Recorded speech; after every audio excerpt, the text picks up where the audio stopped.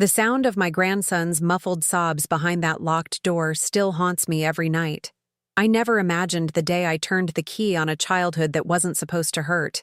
Today, I'm going to tell you something I never thought I would share. And if for even a second this feels familiar, I only ask that you like this video and subscribe. It will help me keep opening my heart. My name is Eleanor, and I am 73 years old. I have lived in Chicago my entire life, watching neighborhoods change, seasons pass, and dreams either flourish or fade. My apartment on the north side has become smaller with each passing year, not because the walls have moved, but because the weight of disappointment has grown heavier. The radiator clanks through winter nights, and the thin walls carry every sound from my neighbors. Sometimes I hear their laughter, and it reminds me of what my home used to sound like. I used to wake up excited about the day ahead. I used to imagine my golden years filled with grandchildren's laughter echoing through my kitchen, the smell of fresh-baked apple pie cooling on the windowsill, and family dinners where everyone gathered around my dining table. Instead, I wake up to silence, the kind of silence that feels like a punishment. My daughter Sarah lives just 20 minutes away by the Red Line, but she might as well be on another planet. She has 2 children, my precious grandchildren, Tommy, who is 8, and little Sophia, who is 6. These children are the light of my life, or at least they were, until everything changed, until I discovered what was happening behind closed doors. It was a Tuesday in March when my world cracked open. I remember because I had spent the morning at the currency exchange, cashing my Social Security check. The wind off Lake Michigan was brutal that day, cutting through my worn winter coat like it was made of paper. I had been planning to visit Sarah and the children, maybe bring them some groceries.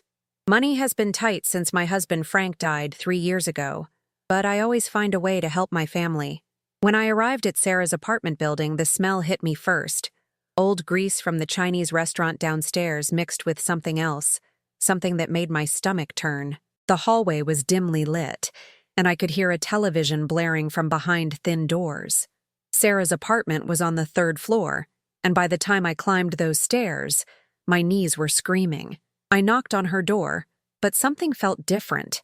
Usually the children would come running, their faces bright with excitement. "Grandma! Grandma!" they would shout, wrapping their small arms around my legs. But this time, there was only silence. Sarah opened the door, but she only cracked it open. Her eyes were bloodshot, and her hair was unwashed. She was wearing the same purple sweater she had on the last time I visited, 2 weeks earlier. Behind her, the apartment was dark. "Mom, what are you doing here?" she asked, not opening the door wider. "I came to see you and the children. I brought some groceries." I held up the plastic bag from the Jewel Osco. "We're fine. We don't need anything." Her voice was flat, emotionless. "Where are Tommy and Sophia? I haven't seen them in weeks. They're sleeping." But I could hear something, a soft whimpering sound coming from somewhere deep inside the apartment. It was faint, but I knew that sound. I had heard it before, years ago, when Sarah was little and had nightmares. "Sarah, let me in. I want to see my grandchildren." I said, "They're sleeping, Mom. You need to go." She started to close the door, but I pushed against it gently. "Sarah, what's that sound?" "What sound?" "I don't hear anything." But I did. I heard it clearly now. It was crying, a child crying, and it was coming from behind a closed door down the hallway. "Is someone crying? Is one of the children hurt?" Sarah's face changed. Her jaw tightened, and something flickered in her eyes. Fear, maybe. Or anger. "There's nothing wrong, Mom. You need to leave. Now." She pushed the door closed, and I heard the deadbolt turn. I stood there in that dim hallway, listening to the muffled sounds coming from inside. The crying continued, and my heart began to race. I walked down those 3 flights of stairs in a daze. My legs felt weak, and my hands were shaking. Something was terribly wrong, but I couldn't quite grasp what it was. The cold air outside hit my face like a slap, but I barely felt it. That night, I sat in my kitchen, staring at a cup of tea that had gone cold hours earlier. The crying sound replayed in my mind over and over. I tried to convince myself that maybe one of the children was just upset. Maybe they had a bad dream. But deep in my heart, I knew it was more than that. I called Sarah's number, but it went straight to voicemail. I called again an hour later. Same thing. By midnight, I had called 17 times. The next morning, I couldn't stand it anymore. I took the red line back to her neighborhood, my stomach churning with anxiety. This time, I brought my spare key. Sarah had given it to me years ago, when Tommy was a baby, in case of emergencies. The building was quieter in the morning. Most people had gone to work or school. I climbed those stairs again, my heart pounding with each step. When I reached Sarah's door, I listened carefully. The apartment was silent. I knocked first. No answer. I knocked harder. Still nothing. That's when I used the key. The smell inside was worse than I remembered. Stale air, unwashed dishes, and something else that made my nose wrinkle. The living room was cluttered with empty takeout containers and dirty clothes. The television was on, but the volume was turned down low. "Sarah?" I called softly. "Are you here?" No response. I walked down the narrow hallway, passing the bathroom where I could see towels on the floor and toothpaste smeared on the mirror. Sarah's bedroom door was closed, and I could hear her snoring inside.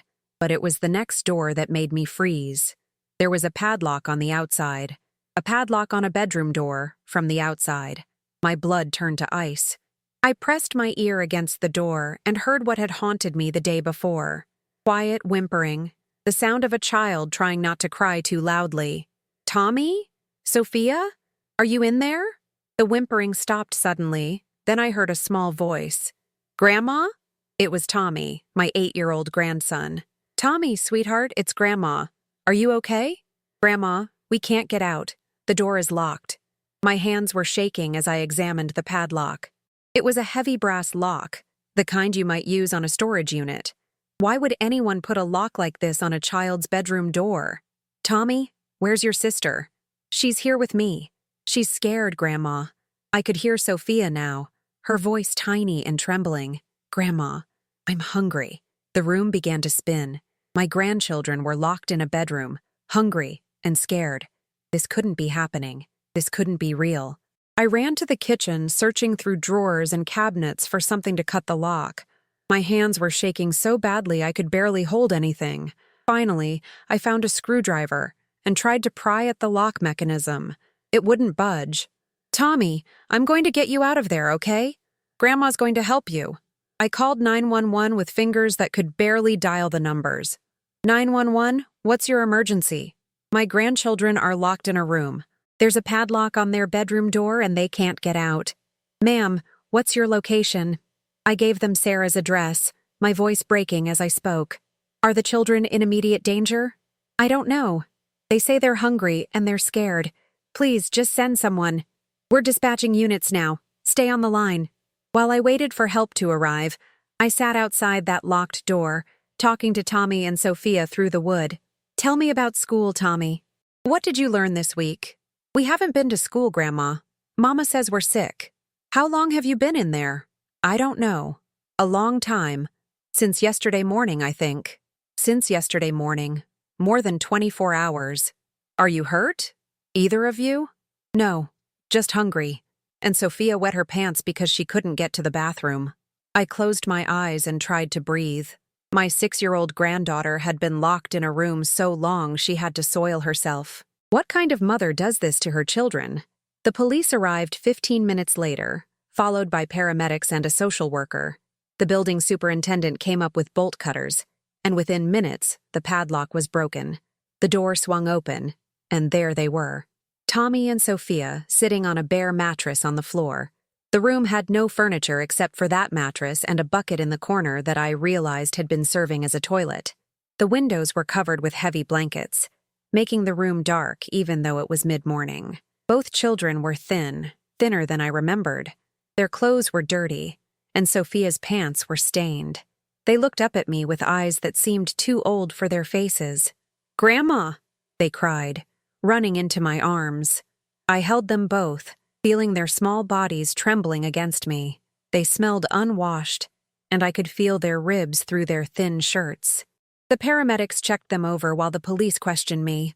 The social worker, a kind-looking woman named Mrs. Rodriguez, took photographs of the room and made notes on her tablet. "Mrs. Eleanor, how often do you visit your daughter?" she asked me. "I used to come every week, But lately, she's been making excuses, saying the children are sick or she's busy. When was the last time you saw the children before today? I had to think. 3 weeks ago, maybe 4. Sarah said they had the flu. Mrs. Rodriguez nodded and made more notes. That's when Sarah woke up. She came stumbling out of her bedroom, wearing the same clothes from the day before. When she saw the police and paramedics in her apartment, her face went white. "What the hell is going on?" she screamed. "Ma'am, we received a report of children locked in a room," one of the officers said calmly. Sarah's eyes found mine, and the look she gave me was pure hatred. "You called the police on me? You called the police on your own daughter?" "Sarah, the children were locked in that room, with a padlock. They were hungry and scared. They were being punished. They were bad, and they needed to learn a lesson." The officer stepped between us. "Ma'am, you need to calm down." "Don't tell me to calm down. This is my house and those are my children. She had no right to call you." I watched my daughter, this woman I had carried in my womb for 9 months, raised and loved and sacrificed for, lose her mind in front of strangers. Her hair was wild, her eyes were red, and her voice was getting louder and more hysterical. "Sarah, they're just children. Tommy is 8 years old. Sophia is 6. You can't lock them in a room. I can do whatever I want. I'm their mother." Mrs. Rodriguez stepped forward. "Actually, ma'am, what you did constitutes child endangerment. We're going to need to take the children into protective custody while we investigate." And that's when Sarah completely lost it. She began screaming at everyone in the room, at the police, at the social worker, at the paramedics, but most of all, at me. "This is your fault," she shrieked, pointing her finger at me. "You ruined my life. You've always ruined everything." The children clung to me, their small hands gripping my coat. I could feel them shaking as their mother fell apart in front of them. "You want to know why they were locked up? Because they're bad kids. They don't listen. They make messes. They cry all the time. Just like you taught them to. Sarah, please." "No. Don't you dare Sarah please me. You think you're so perfect, don't you? Coming over here with your groceries and your judgment. Well, guess what, Mom? I don't want your help. I don't want your food. And I sure as hell don't want you in my life." The officer had had enough. "Ma'am, I need you to step back and lower your voice." But Sarah wasn't done with me. "You know what? I'm going to make sure everyone knows what you did. I'm going to tell them how you came into my home and called the police on me for disciplining my own children. I'm going to tell them how you destroyed my family." And she did. That night, I was watching the 10 o'clock news, trying to calm down with a cup of chamomile tea, when I saw Sarah's face on the screen. A Chicago woman claims her mother made false allegations to Child Protective Services, the news anchor said. There was Sarah, standing outside the police station, her hair combed and her makeup done, wearing a clean sweater I had never seen before. She looked nothing like the woman who had been screaming in her apartment just hours earlier. "My mother broke into my home and called CPS because she was angry that I wouldn't give her money," Sarah said into the microphone. "She's trying to steal my children from me because I refuse to support her gambling addiction." I nearly dropped my teacup. Gambling addiction? I had never gambled a day in my life. The only time I had ever been to a casino was for my friend Margaret's 70th birthday party, where I spent $20 on slot machines and felt guilty about it for a week. "She has a key to my apartment that I gave her for emergencies, but she used it to invade my privacy and harass me," Sarah continued. "I was taking a nap because I worked the night shift, and she broke in and made up stories about my children being locked up." The reporter pushed the microphone closer to Sarah's face. "What do you say to the allegations that your children were found in a locked room? They were in their bedroom taking a quiet time. The door has a safety latch on it to keep them from wandering around the apartment when they're supposed to be resting. My mother twisted that into something horrible because she's angry with me. A safety latch. She was calling that heavy brass padlock a safety latch. My mother has mental health issues," Sarah continued. "She's been struggling since my father died, and she's taken it out on me and my children. This whole thing is just her way of getting attention." I sat there in my living room staring at the television screen, watching my own daughter lie to the entire city of Chicago about me. She looked so sincere, so wounded. If I didn't know the truth, I might have believed her myself. The news story continued with a statement from DCFS saying they couldn't comment on an ongoing investigation, but that they take all reports of child endangerment seriously. Then they cut to a commercial for car insurance. My phone started ringing immediately. The first call was from my neighbor, Mrs. Kowalski. "Eleanor, I just saw the news. What in the world is going on?" I tried to explain, but my voice kept breaking. "How do you tell someone that your own daughter just lied about you on television?" Then my sister called from Milwaukee. "Ellie, what's this about Sarah and the children?" More calls followed. Old friends from church, former co-workers, even my pharmacist called because he had seen the story online. Each conversation was harder than the last. Some people believed me immediately. Others seemed unsure. A few asked pointed questions about my gambling problem and whether I had really broken into Sarah's apartment. By midnight, my phone had rung 37 times. I unplugged it and went to bed, but I couldn't sleep. Every time I closed my eyes, I saw Tommy and Sophia sitting on that bare mattress, their little faces looking up at me. I heard Sarah's voice on the news, calling me mentally ill and claiming I had made everything up. The worst part was the doubt that started creeping in. Had I overreacted? Was there some explanation for the lock that I hadn't considered? Was I losing my mind like Sarah claimed? But then I remembered the smell in that room. I remembered Sophia's wet pants. I remembered Tommy's voice through the door, asking me to help them get out. No, I wasn't crazy. What I had seen was real. The next morning, I forced myself to get dressed and go to the grocery store. I needed milk and bread, and I couldn't hide in my apartment forever. But as I walked down the aisles of the Jewel Osco, I felt people staring at me. At the checkout line, the cashier gave me a strange look. "Aren't you the lady from the news?" she asked. My face burned with embarrassment. I'd rather not talk about it. That's rough, having family problems aired on TV like that. I nodded and paid for my groceries quickly, keeping my eyes down. Walking home, I realized my life had changed forever. I was no longer just Eleanor, the quiet widow from the North Side. I was Eleanor, the crazy grandmother who called the police on her own daughter. But I also realized something else. I would do it again. No matter what Sarah said about me, no matter how many people believed her lies, I would make that same phone call 100 times over if it meant protecting Tommy and Sophia. That afternoon, Mrs. Rodriguez called me. "Mrs. Eleanor, I wanted to update you on the children. They've been placed with a foster family temporarily while we complete our investigation. Are they okay?" "They're safe. They've been examined by a doctor, and while they're underweight and show signs of neglect, they're not seriously injured. Can I see them?" "Not yet. But I want you to know that your report possibly saved those children from a very dangerous situation. The room where they were found was not suitable for housing children, and the lock on the door was a serious safety hazard." I felt a wave of relief wash over me. "What happens now?" "We're investigating the living conditions and interviewing neighbors and family members. Your daughter has agreed to parenting classes and counseling as part of a safety plan to potentially get the children back. And if she doesn't follow the plan, then we'll look at other options for permanent placement." After I hung up, I sat at my kitchen table and thought about the last 24 hours. My daughter hated me. Half the city thought I was a liar. My phone hadn't stopped ringing with curious neighbors and reporters wanting statements. But Tommy and Sophia were safe. That had to be enough. Over the next few weeks, I learned more about what had been happening in Sarah's apartment than I ever wanted to know. The investigation revealed that she had been locking the children in their room regularly, sometimes for days at a time. Neighbors reported hearing crying and screaming, but said they thought it was just normal kid noise. The children told social workers that they were often hungry because Sarah would forget to feed them. They said she slept a lot during the day and would get angry if they woke her up. They described being locked in the room as punishment for things like being too loud or asking for food. Tommy told Mrs. Rodriguez that he had tried to take care of Sophia when their mother was sleeping. He would give her his own food and try to keep her quiet so they wouldn't get in trouble. My 8-year-old grandson had been acting like a parent to his little sister.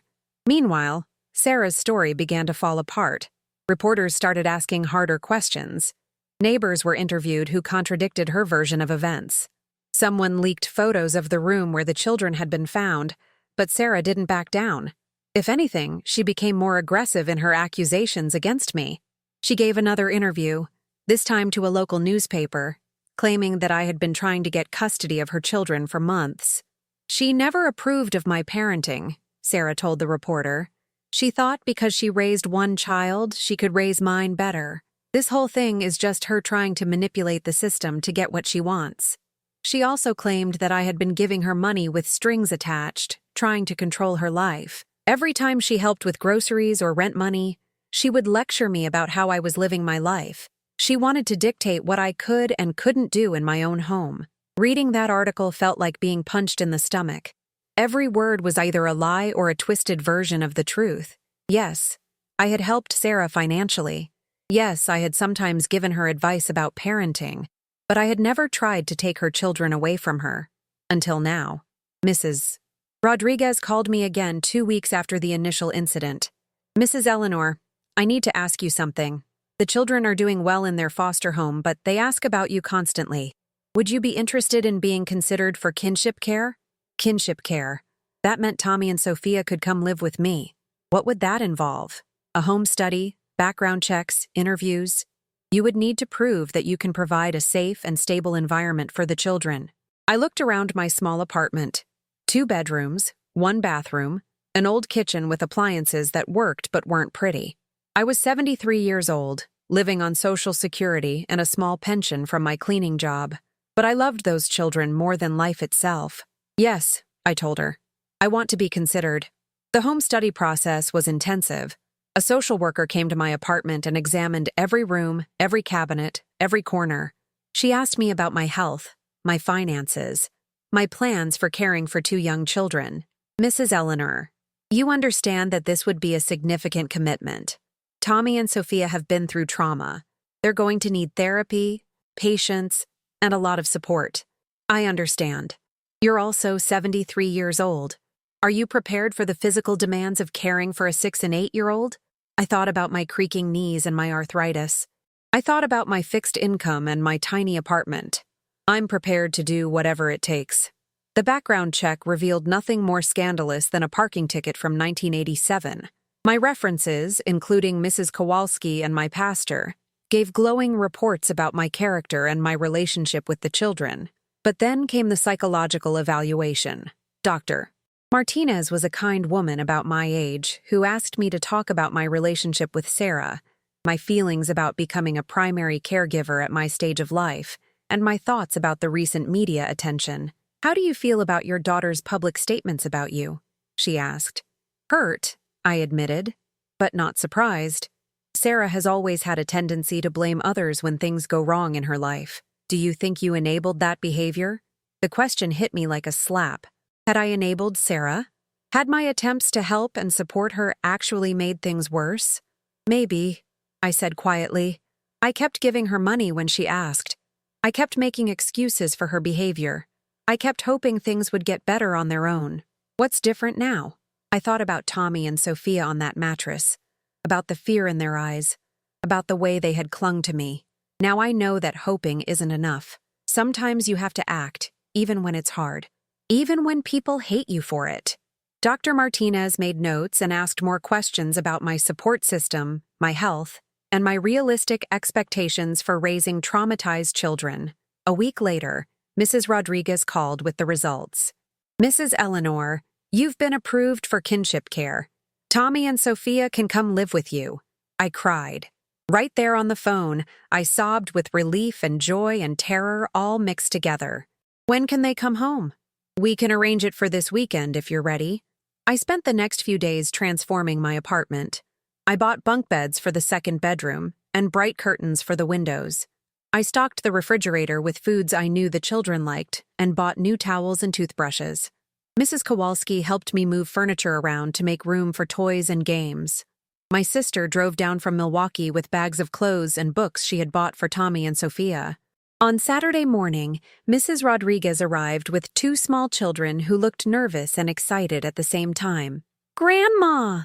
they cried, running to me just like they used to, but I could see the changes in them. They were quieter, more cautious. They stayed close to me and jumped at loud noises. Sophia wouldn't go into any room by herself, and Tommy kept checking to make sure all the doors were unlocked. The first night was hardest. Both children wanted to sleep in my bed, afraid to be separated from me. Sophia had nightmares and woke up crying. Tommy wet the bed for the first time in years, but gradually, day by day, they began to relax. We established routines: breakfast together while watching cartoons, walks to the park, bedtime stories and songs. I enrolled them in counseling to help them process their trauma. The therapist, Dr. Kim, told me that children are remarkably resilient, but that healing takes time. They're going to have good days and bad days, she warned me. There will be setbacks, but with consistency and love, they'll recover. 3 months after Tommy and Sophia came to live with me, Sarah showed up at my door. I hadn't seen her since the day of the initial incident. She had been ordered to complete parenting classes and attend counseling before she could have any contact with the children, but she had dropped out of both programs after just a few weeks. She looked different, thinner, if that was possible. Her clothes were wrinkled and her hair needed washing. She seemed nervous, constantly fidgeting with her hands. "I want to see my kids," she said without any greeting. "Hello, Sarah. I said I want to see my kids. You can't keep them from me forever. I'm not keeping them from you. You're keeping yourself from them by not following the court-ordered plan. That's bullshit and you know it. Those classes are stupid. Some social worker with a college degree trying to tell me how to raise my own children. Tommy and Sophia were at school, thank goodness. I didn't want them to see their mother like this. Sarah, you locked your children in a room. You left them hungry and scared. If you want to be part of their lives again, you need to show that you've changed. I never hurt them. Neglect is hurt, Sarah. Locking them up is hurt. I was disciplining them. 8- and 6-year-olds don't need to be locked in a room for discipline." Sarah's face twisted with anger. "You think you're so much better than me, don't you? You think you're the perfect mother? I think I'm a mother who wouldn't lock her children in a room." "Well, congratulations, Mom. You got what you always wanted. You stole my kids, and now you can raise them your way." "I didn't steal them, Sarah. I saved them." She stared at me for a long moment. Her eyes filled with something I couldn't quite identify. Rage, maybe, or grief. "They'll never forgive you for this," she said quietly. "When they're older, they'll understand what you did to their family. They'll hate you for separating them from their mother." Those words hit me harder than all her screaming had, because there was a part of me that wondered if she might be right. Would Tommy and Sophia blame me someday for the choices I had made? But then I remembered that dark room and that padlock, and I knew I would make the same choice again. "Maybe they will hate me," I said, "but at least they'll be alive and safe to hate me." Sarah turned and walked away without another word. That night, as I was helping Sophia with her bath, she looked up at me with her big brown eyes. "Grandma, was Mama here today?" I hesitated. The therapist had told me to always be honest with the children, but in age-appropriate ways. "Yes, sweetheart. She stopped by for a few minutes." "Is she coming back?" "I don't know, baby. Would you like her to come back?" Sophia thought about it, playing with her bath toys. "Maybe, but only if she's not mad anymore." "Mad at whom?" "Mad at everybody. Mama was always mad." My heart broke a little more. 6 months passed. Tommy and Sophia settled into their new life with me. They made friends at their new school. Tommy joined the soccer team, and Sophia started taking dance classes. They were both in therapy, dealing with their experiences, but they seemed happier and more secure. I, on the other hand, was exhausted.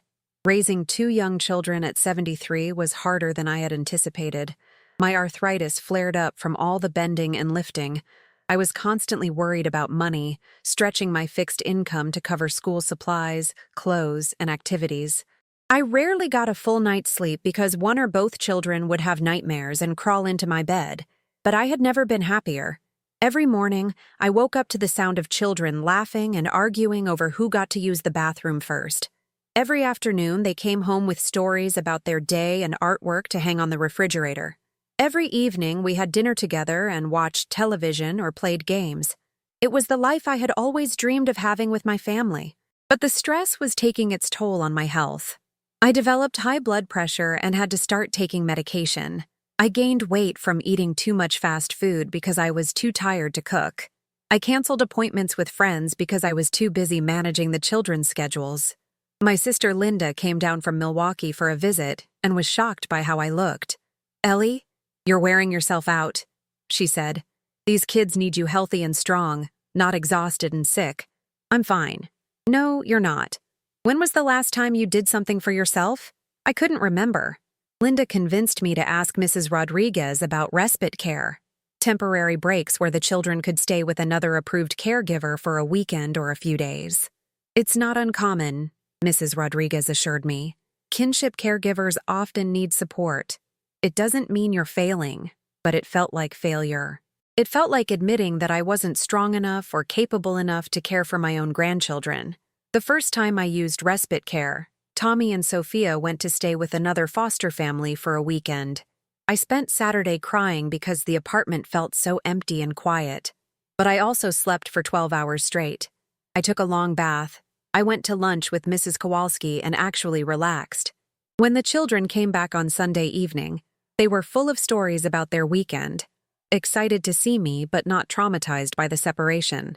"Did you have a good time without us, Grandma?" Tommy asked. "I missed you," I told him honestly. "But it was good for Grandma to rest." "You should rest more," Sophia said, patting my hand. "You work really hard taking care of us." Out of the mouths of babes. I started using respite care once a month, and it made me a better caregiver. I had more energy for the children and more patience for their needs. Around this time, I also started attending a support group for kinship caregivers. Once a week, I met with other grandparents and relatives who were raising someone else's children. The stories were heartbreaking. Drug addiction, mental illness, abuse, abandonment. But there was also hope. Children thriving in loving homes. Families finding new ways to be whole. One woman, Dorothy, was raising her great-grandson after her granddaughter died of an overdose. She was 81 years old and dealing with a teenager who had behavioral problems. "Some days I wonder what I was thinking," she told the group. "But then I remember that if I didn't take him, he'd be in the system with strangers. At least with me, he knows he's loved." Another woman, Carmen, had adopted her sister's twin boys after her sister was murdered by her boyfriend. The boys were now in high school and doing well, but it had been a long, difficult journey. "People used to ask me why I took on such a burden," Carmen said. "I'd tell them, these aren't burdens. These are my family." Listening to their stories made me feel less alone. It also made me grateful for how relatively easy my situation was. Tommy and Sophia were young enough to adapt, and while they had trauma to work through, they weren't dealing with the severe behavioral issues some of the other children faced. One evening, about 8 months after the children had come to live with me, Mrs. Rodriguez called with news. "Mrs. Eleanor, Sarah has petitioned the court to regain custody of the children." My blood ran cold. "What does that mean?"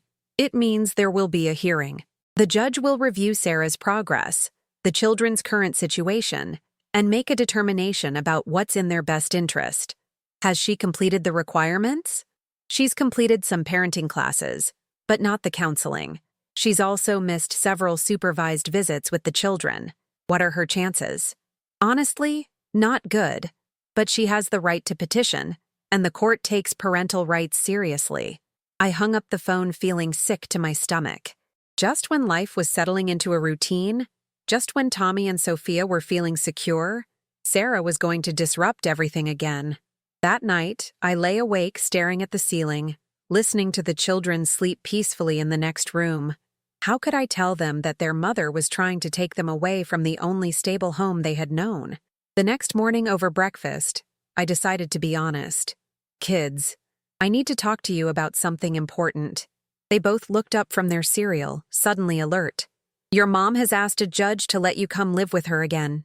Tommy's spoon clattered into his bowl. Sophia's eyes filled with tears. "Do we have to go?" Tommy asked. "I don't know yet. There's going to be a meeting with a judge who will decide what's best for you." "I don't want to go back," Sophia whispered. "I want to stay with you, Grandma." "What if we tell the judge we want to stay here?" Tommy asked. "The judge will probably ask you what you want, and you can tell him the truth. But grown-ups make the final decision." "That's not fair," Tommy said angrily. No, it wasn't fair. None of this was fair. I called their therapist, Dr. Kim, to discuss how to help them cope with the uncertainty. They're going to be anxious, she warned me. There might be regression in their behavior, trouble sleeping, clinginess. It's normal given the circumstances. She was right. Both children became more difficult over the next few weeks. Sophia started having accidents again, something she hadn't done in months. Tommy became aggressive at school and got into fights with other kids. They both insisted on sleeping in my bed every night, afraid that if they woke up, I might be gone. I won't leave you, I promised them over and over. No matter what happens, I will always love you, and I will always try to protect you. The court hearing was scheduled for a Wednesday morning in November. I hired a lawyer, using money from the small savings account Frank had left me. The lawyer, Mr. Peterson, was experienced in family law and confident about our case. The children are thriving in your care, he told me. Their grades are good, they're in therapy, they have a stable routine. Sarah, on the other hand, has only partially complied with court orders and has no permanent housing or steady employment. But as he also warned me, family court could be unpredictable. The night before the hearing, I couldn't eat dinner.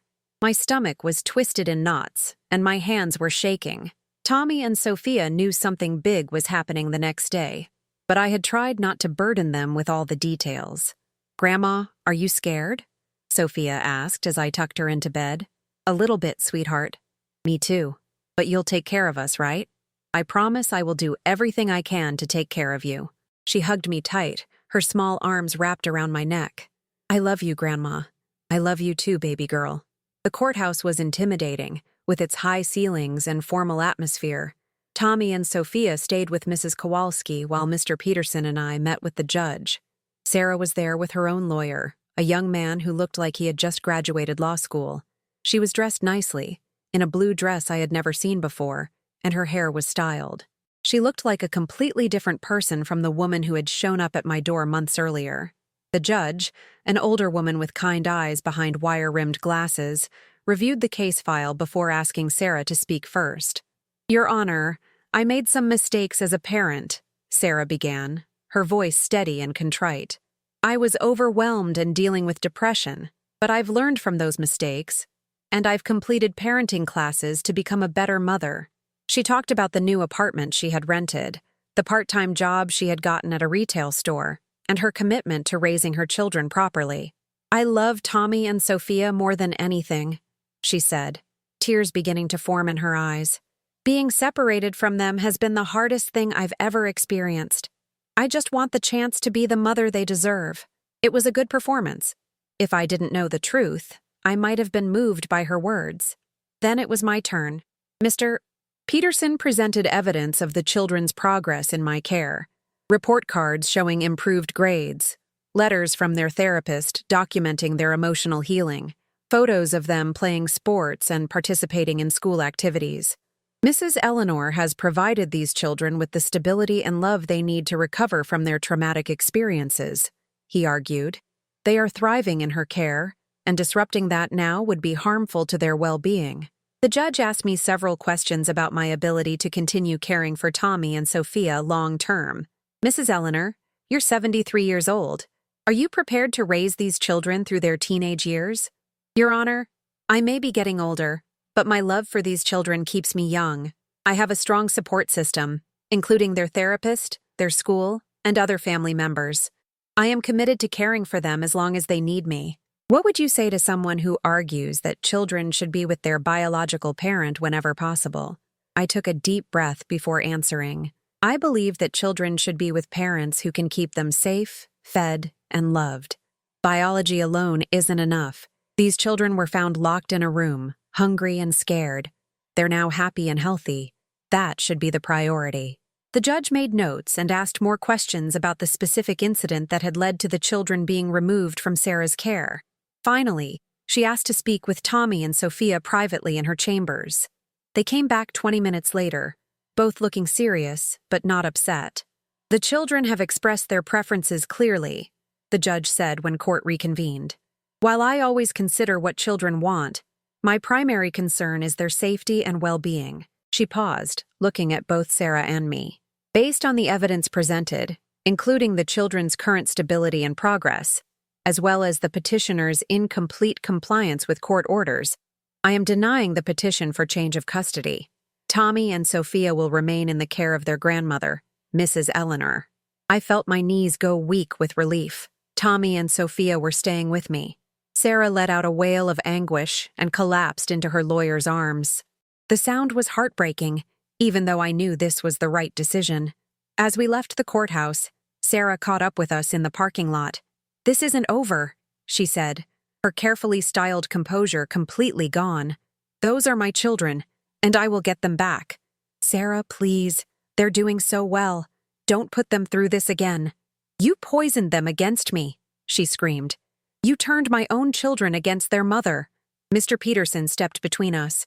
"Ma'am, you need to stay away from my client and the children unless it's through official channels." Sarah glared at me one last time before walking away. That afternoon, I told Tommy and Sophia that they were staying with me. They both cheered and hugged me, jumping up and down with excitement. "Does this mean we don't have to worry anymore?" Tommy asked. "It means you're safe with me," I told him. "But your mom will always be your mom. And maybe someday things will be different." "I hope she gets better," Sophia said quietly. "But I want to stay with you." "You're staying with me, sweetheart, for as long as you want." That night, for the first time in months, both children slept in their own beds all night long. Life settled back into routine after the court hearing. The children continued their therapy and did well in school. I established legal guardianship, which gave me the authority to make medical and educational decisions on their behalf. But I couldn't shake the feeling that this wasn't really over. Sarah had been quiet for several months, but then she started showing up places where she knew we'd be.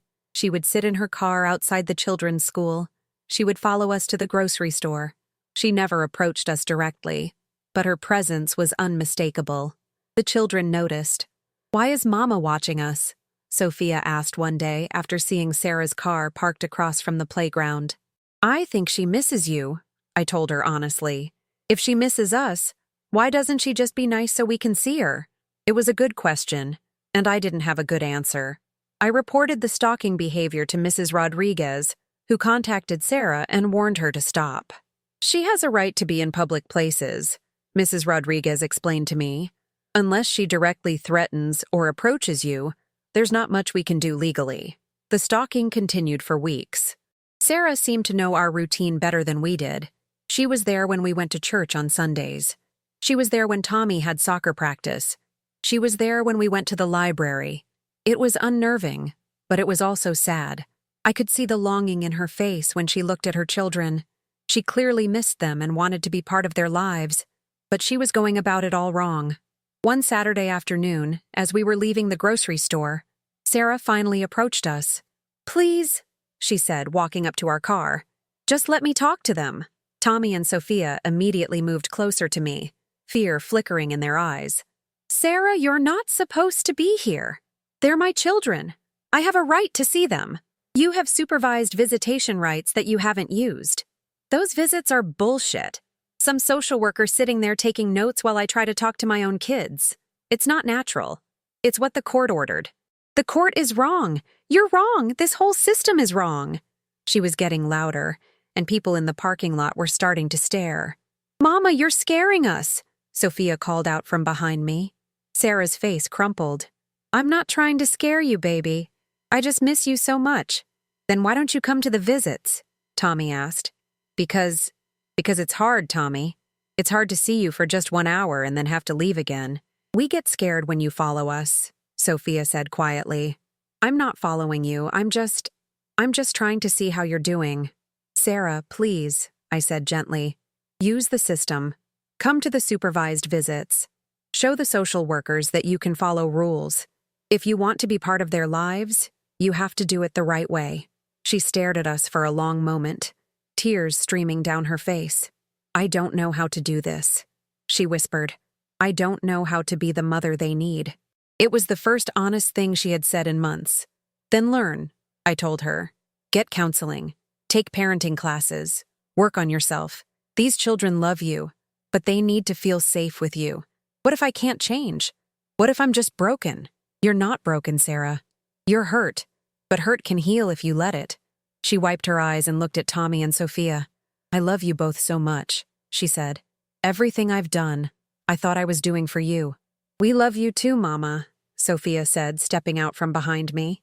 But we want you to be happy, not sad all the time. Sarah knelt down to Sophia's level. Can I have a hug? Sophia looked at me, and I nodded.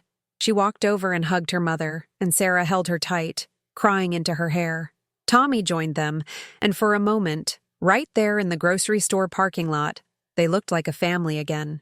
Will you please try the visits? I asked Sarah when she finally let the children go. She nodded. I'll try. And she did try. Sarah started attending the supervised visits regularly. At first, they were awkward and difficult. She didn't know how to talk to Tommy and Sophia, and they were cautious around her. But gradually, over months of consistent visits, they began to rebuild their relationship. Sarah also started therapy, this time sticking with it. She was diagnosed with depression and anxiety, and began taking medication that helped stabilize her moods. She got a full-time job at a department store and moved into a better apartment. She followed all the court recommendations and completed every program they suggested. It was a slow process, but I could see real changes in her. The children noticed too. Mama seems different, Tommy observed after one visit. She's not mad anymore. She asks us about school and our friends, Sophia added. She remembers things we tell her. After a year of consistent progress, Sarah petitioned the court again for expanded visitation. This time, the judge granted her unsupervised visits and overnight stays every other weekend. I was nervous about letting Tommy and Sophia go, but they were excited to spend more time with their mother. The first overnight visit was agony for me. I paced around my apartment, worried and checking my phone constantly. But when they came home on Sunday evening, they were happy and excited. Mama made pancakes for breakfast, Sophia reported, and we watched movies and played games. She has a new apartment with bunk beds just for us, Tommy added. Over time, the visits became routine. Sarah and I developed an awkward but functional co-parenting relationship. We exchanged information about the children's school and activities. We coordinated schedules and doctor appointments. It wasn't the family I had imagined, but it was working. 2 years after the initial incident, Sarah petitioned for joint custody. By this time, she had a proven track record of stability and consistent parenting. The children were thriving in both homes and had rebuilt their relationship with their mother. The judge granted the petition. Tommy and Sophia would live with me during the school week and spend weekends and school holidays with Sarah. It was bittersweet. I was proud of Sarah for the changes she had made, and I was happy that Tommy and Sophia had their mother back in their lives in a meaningful way. But I also mourned the loss of the full-time family life we had built together. The children, however, seemed to adjust well to the new arrangement. They felt secure knowing that they had 2 homes where they were loved and wanted. Now, 3 years after that terrible day when I found them locked in a room, Tommy is 11 and Sophia is 9. They are happy, healthy children who know they are loved by multiple adults who are committed to their well-being. Sarah and I will never be close friends. There's too much hurt between us, too much history, but we've learned to work together for the sake of the children. Sometimes I wonder what would have happened if I hadn't used that spare key, if I hadn't made that phone call to 911. Would Tommy and Sophia have survived? Would they have been permanently damaged by the neglect and abuse? I try not to think about it too much, because the what-ifs could drive a person crazy. Instead, I focus on the present, on Tommy's soccer games and Sophia's dance recitals, on homework at my kitchen table and bedtime stories, on the sound of children's laughter filling my apartment. The choices I made 3 years ago cost me my relationship with my daughter for a long time. They put me in the spotlight in ways I never wanted. They turned my quiet retirement into the most challenging period of my life. But they also saved 2 children who needed saving. And they taught me that sometimes love means making the hardest choice. Sometimes it means being the bad guy. Sometimes it means standing up to your own family when they're wrong. I'm not the same woman I was 3 years ago. I'm stronger, more confident in my own judgment. I've learned that being old doesn't mean being powerless, and that being a grandmother doesn't mean staying quiet when children are in danger. Tommy and Sophia call me Grandma Hero now, a nickname that started as a joke but has stuck. I don't feel like a hero most days. I feel like an ordinary woman who did what any decent person would do. But maybe that's what heroes really are. Ordinary people who choose to act when action is needed. These children changed my life in ways I never expected. They gave me purpose when I thought my best years were behind me. They reminded me that family isn't just about blood relations, but about people who choose to love and protect each other. I know there will be more challenges ahead. Tommy and Sophia will face the normal struggles of growing up, plus the additional complexity of their unusual family situation. There will be therapy sessions and difficult conversations, and moments when the past intrudes on the present. But we'll handle it together, all of us. Sarah and me, working as partners instead of adversaries. Tommy and Sophia, knowing they have multiple adults invested in their success. Mrs. Rodriguez and Dr. Kim and all the other professionals who helped us through the worst times. Sometimes families fall apart, but sometimes they come back together in new and unexpected ways. Sometimes the breaking point becomes the turning point. 3 years ago, I made a choice that I thought might cost me everything. Instead, it gave me everything that really mattered. As I sit here in my apartment, listening to Tommy practice violin and Sophia giggling at something on television, I think about that locked room and that padlock and those frightened children, and I think about the power we all have to change a story, to stand up for what's right, to choose courage over comfort. I think about second chances and new beginnings and the resilience of the human heart. Most of all, I think about love, real love, the kind that acts instead of just feeling, the kind that protects instead of just promising, the kind that endures through the worst times and celebrates the best times and never gives up hope. That's the gift these children gave me. Not just their presence in my life, but the reminder that I still had love to give, strength to summon, and choices to make that mattered. Have you ever faced a moment when you had to choose between keeping the peace and doing what was right? Have you ever had to stand up to someone you love because someone you love even more needed protection? These moments test us in ways we never expect. They reveal who we really are when everything is on the line. I hope my story reminds you that it's never too late to be brave, to speak up, to take action when action is needed. Age doesn't disqualify us from being heroes in our own families and communities. Sometimes the most important battles are fought in living rooms and courtrooms and grocery store parking lots by ordinary people who refuse to look the other way. Sometimes the greatest gift we can give to the people we love is the gift of accountability, even when it's painful. Sometimes saving a family means temporarily breaking it apart, so it can heal and come back together stronger. Looking back now, I realize that day in March wasn't just about finding 2 children locked in a room. It was about finding myself, finding the strength I didn't know I had, finding the voice I had been too afraid to use. It was about learning that love isn't always gentle. Sometimes it's fierce. Sometimes it's difficult. Sometimes it requires us to make choices that no one understands except us. The media attention died down eventually. The reporters moved on to other stories. But the impact of that day continues to ripple through our lives in ways both seen and unseen. Tommy is passionate about helping other kids now. He volunteers at a local community center, reading to younger children and helping them with homework. When I ask him why he likes doing it, he says, "Because everyone should have someone who cares about them, Grandma." Sophia has become fiercely protective of other children. If she sees someone being bullied at school, she intervenes. She tells me, "Nobody should be scared and alone, Grandma. Nobody should feel like no one will help them." These children, who experienced such darkness so young, have chosen to be lights for others. They've transformed their pain into purpose, their trauma into triumph. Sarah has also found her purpose in unexpected ways. She volunteers with a local organization that helps mothers in crisis.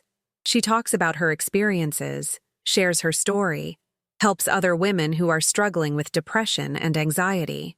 "I can't change what I did," she told me recently, "but maybe I can help someone else make better choices."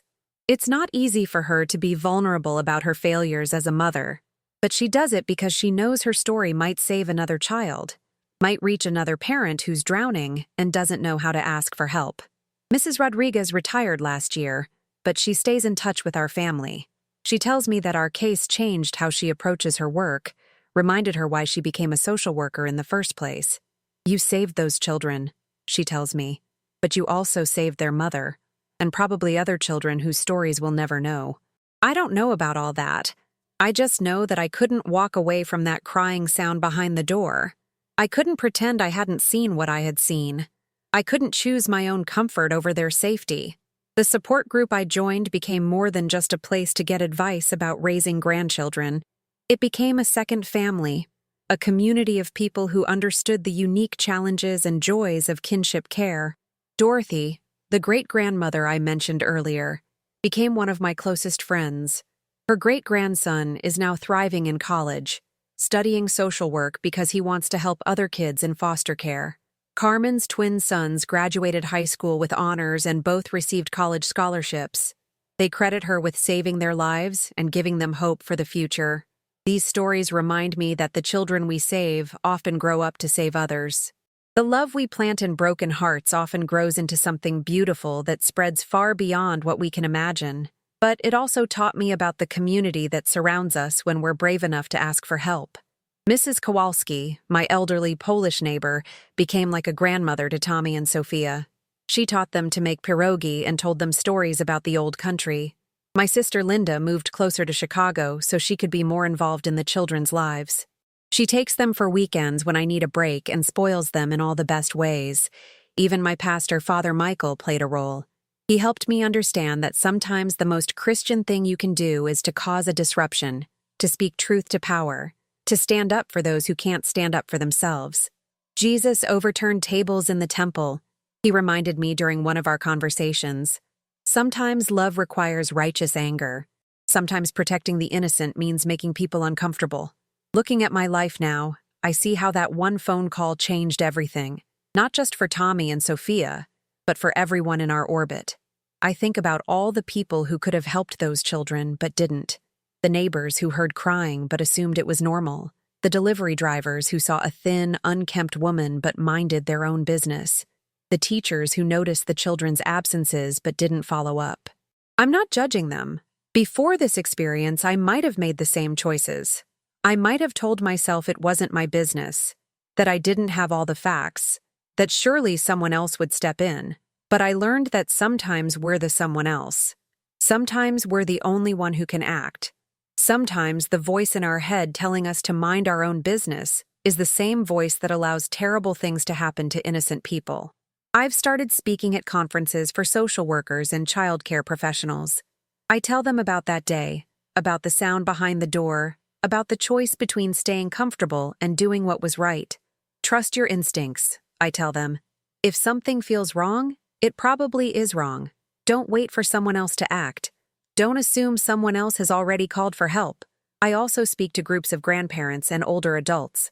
I tell them that our age doesn't disqualify us from making a difference.